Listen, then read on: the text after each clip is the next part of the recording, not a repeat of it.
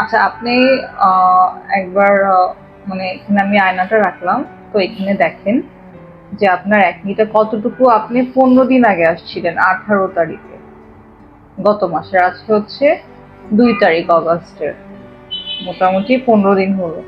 মানে আপনি কতটুকু ইমপ্রুভমেন্ট পেয়েছেন এটা জাস্ট। 15 দিনে আমি আসলে অনেক ভালো ইমপ্রুভমেন্ট পেয়েছি, কারণ আমি আগে অনেকগুলো ডক্টর দেখিয়েছি, মানে এত আমার আগে আমি এত ভালো ইমপ্রুভমেন্ট পাইনি।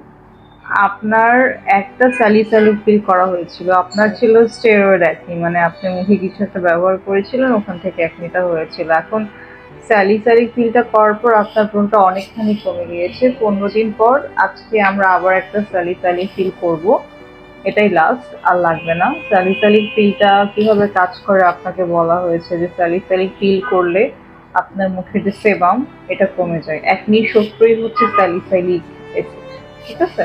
তো আপনার মুখে এখানে এখানে এখানে অনেক ভরা ছিল, এখন মার্শাল্লাহ অনেকটাই কমে গেছে। তো টেনশনের কারণ নাই, ইনশাল্লাহ 3 মাসের মধ্যে পুরো ফেস ক্লিয়ার হয়ে যাবে। ওকে, ইনশাআল্লাহ, nothing to thank you. Worry. Welcome.